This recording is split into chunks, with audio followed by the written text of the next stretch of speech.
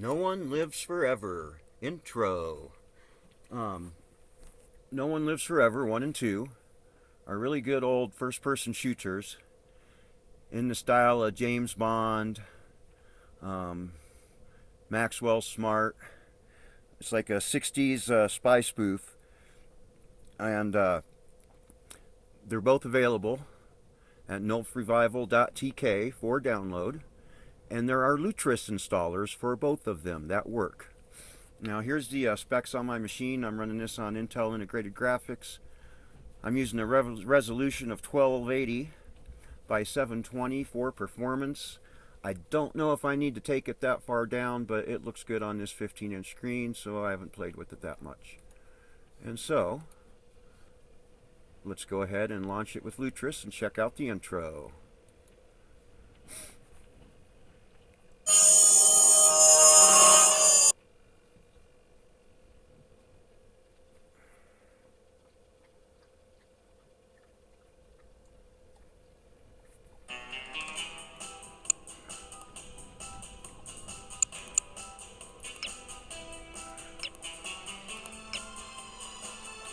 A crisis has arisen.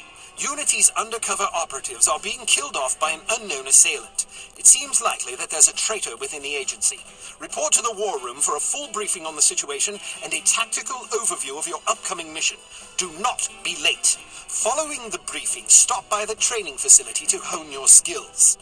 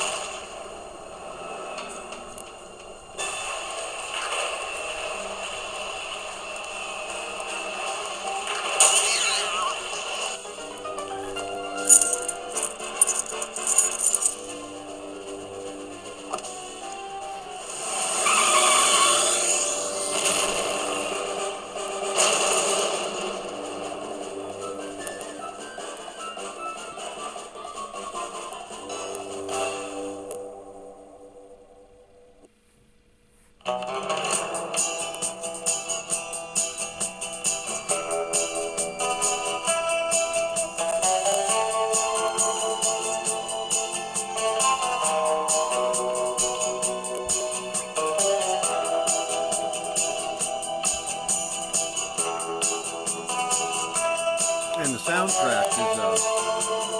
soundtrack's really good in this game.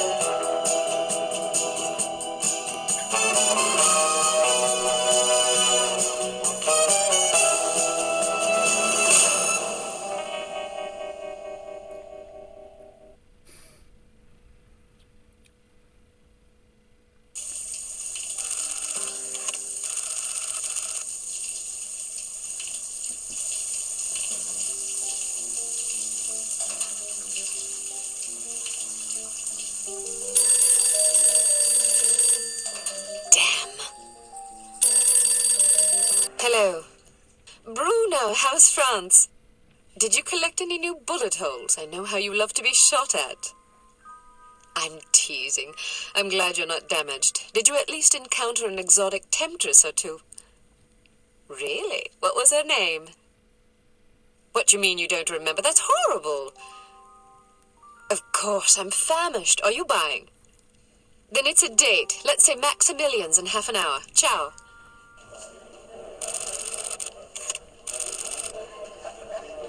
I'm not very happy, you know. It's not like I thought it would be. I never promised it would be as exhilarating as your former trade. Only that it would keep you out of jail and make it easier to sleep at night. More wine? You're the first female operative Unity has ever employed. The committee is old-fashioned. They need time to get used to the idea of a woman in this line of work. I know all that. But at this rate, I'll be a bloody grandmother before they give me a real assignment. You can always go back to burglary and pickpocketing if you can't live without excitement.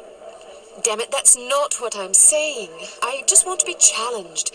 I'm sick of wiretaps. I'm sick of eavesdropping on boring strangers who may or may not pose some trivial threat to international security because they forgot to declare a ham sandwich at Heathrow. I don't have the patience for it. It's not what I'm good at. It's never fun paying one's dues, but we all have to endure a bit of frustration and tedium now and then. Builds character. I think I've paid my bloody dues. Is that what you think?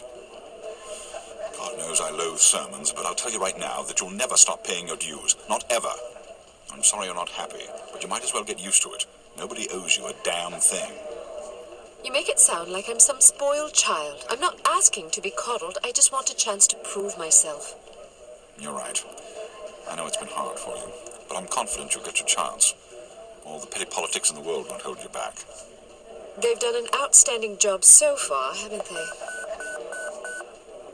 You see? What did I tell you? Probably just one of the committee members needing a babysitter on short notice. Ye of little faith. I'll see you there. Why don't we go together? I've an errand to attend to first. You go on ahead. And so here we go. We start out in Unity headquarters.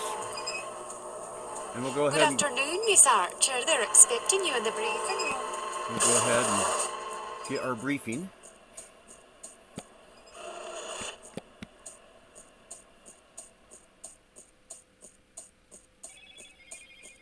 Agent Archer, how thoughtful of you to join us. I hope we aren't inconveniencing you too awfully with matters of international security.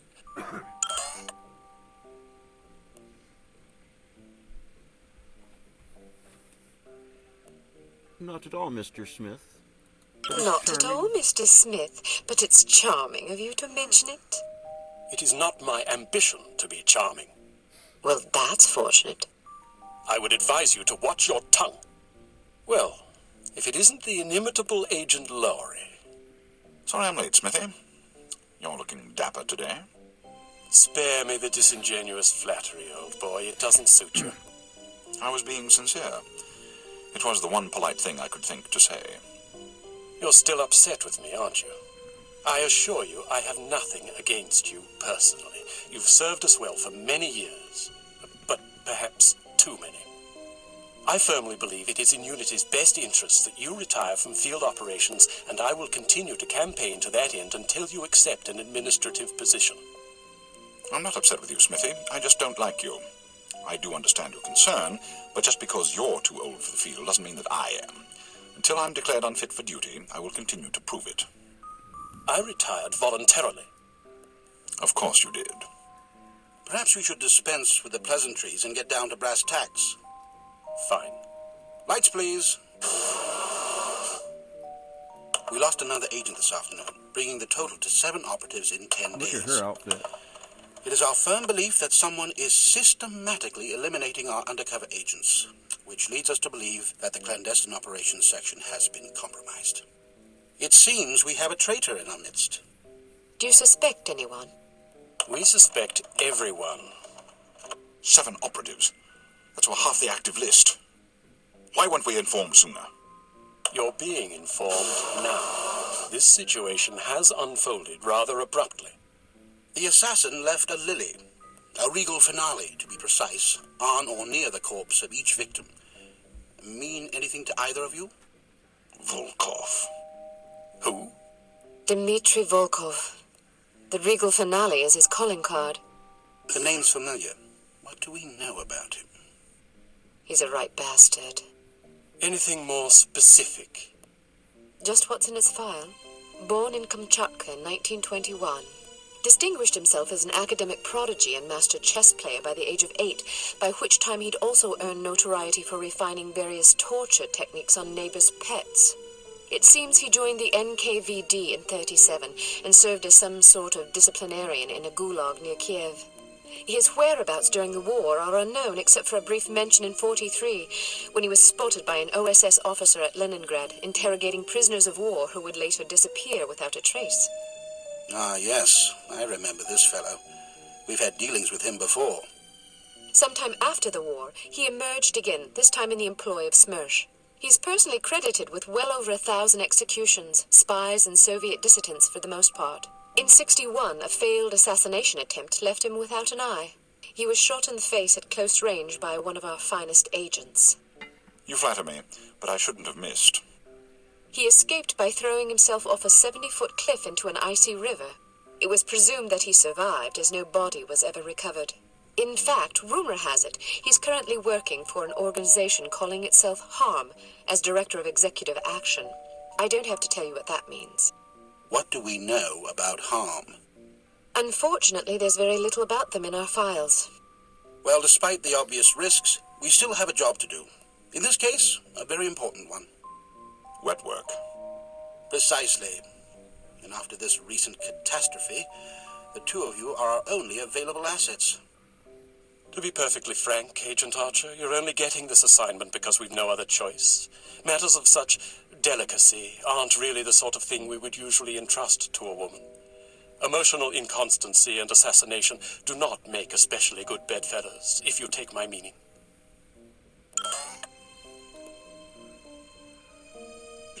Implicity, but you shouldn't be ashamed. Implicitly. But you shouldn't be ashamed. Administration is a perfectly noble career. I don't think I like your tone. I believe what Agent Archer means to say, Smithy, is that she appreciates the chance, however fortuitous, to demonstrate her abilities as an operative, and that she'll endeavor not to disappoint the committee. Isn't that so, Agent Archer? Aye. That's not what it sounded like to me. Enough of this. Time is of the essence. Stop by the toy shop before you go. They've some new gizmos you might find useful. Don't dally too long, though. Your flight leaves at 6 p.m. Where are we going? Morocco. Agent Archer, what does HARM stand for? I haven't figured that out yet. See if you can't find out. And be careful, both of you. Alrighty. There's all the intro cutscenes. When we come back, we'll go ahead